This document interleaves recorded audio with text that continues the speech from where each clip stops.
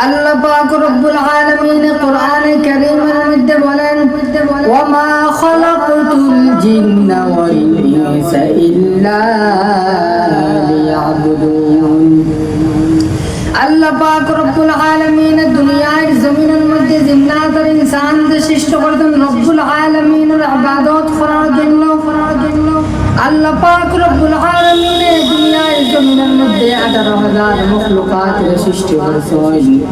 18,000 মখলুকাতের সৃষ্টি করিয়া জিন্নাত আর ইনসানদের আল্লাহ পাক রব্বুল আলামিন ইবাদতর আদেশ করেছেন। আরে ভাই, আপনারা আমাদের আল্লাহ পাক রব্বুল আলামিন দুনিয়ার জমিনের মধ্যে আখেরি জমানার নবীর উম্মত হিসেবে পাঠাইছেন।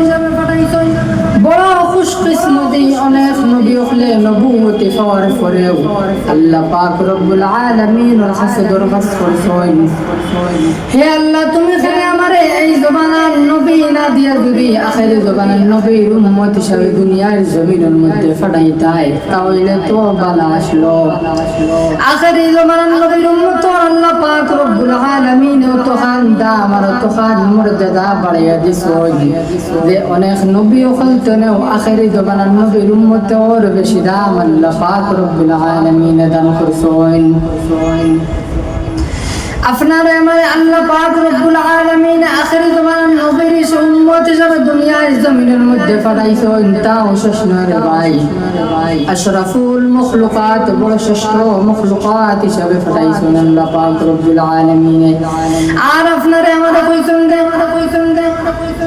আল্লাহ পাক রব্বুল আলামিন আপনারে আমারে দুনিয়ার জমিনের মধ্যে দিয়ে ইবাদত করার কথা কইছেন। কিন্তু আফসোস রে ভাই, আমাদের সমাজের দিকে চাইলে দেখা যায় যে বান্দা দুনিয়ার জমিনের মধ্যে আয়া দুনিয়ার লালচের মধ্যে পড়িয়া আল্লাহ পাক রব্বুল আলামিন কে ভুলিয়া গেছে। আরে ভাই, দুনিয়ার জমিনের মধ্যে আপনারে আমার আল্লাহ পাক রব্বুল আলামিন বড় বড় বাড়ির মালিক বনার জন্য পাঠাইছেন না? বড় বড় গাড়ির মালিক বনার জন্য পাঠাইছেন না?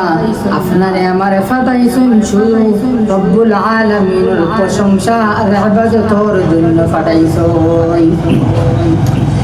আল্লাহ পাক রব্বুল আলামিন দুনিয়ার জমিনের মধ্যে আপনারে আমারে উদাহরণ স্বরূপ একটা ধরো খরচর ব্যাগ দিয়ে আপনারে পাঠাইছেন। এই খরচর ব্যাগটা যদি আপনি আমি বরিয়া লইয়া যাইতাম না পারি তাহলে আল্লাহ পাক রব্বুল আলামিনের কাছে আপনি আমি জবাব দিতে পারতাম না। যার কারণে আল্লাহ পাক রব্বুল আলামিনের হুকুম মোতাবেক যদি আপনি আমি চলতাম পারি তাহলে কিয়ামতের দিন আপনি আমি নাজাত পাইমু। আর যদি আল্লাহ পাক রব্বুল আলামিনের হুকুম মোতাবেক দুনিয়ার জমিনের মধ্যে চলতাম না পারি তাহলে কিয়ামতের দিন আপনি আমি ছুটা মুশকিল হয়ে যাইব। আল্লাহ পাক রব্বুল আলামিন দুনিয়ার জমিনের মধ্যে 18,000 মখলুকাতের সৃষ্টি করেছেন। 18,000 মখলুকাতের সৃষ্টি করিয়া যার যারে নির্ধারিত হিসাবে কাম আল্লাহ পাক রব্বুল আলামিন নির্ধারিত করিয়া দিছেন। যেমন লোকান আল্লাহ পাক রব্বুল আলামিন আম গাছ রাখছেন, হে আম গাছ তুই আম ধর। আল্লাহ পাক রব্বুল আলামিন জাম গাছ রাখছেন, হে জাম গাছ তুই জাম ধর।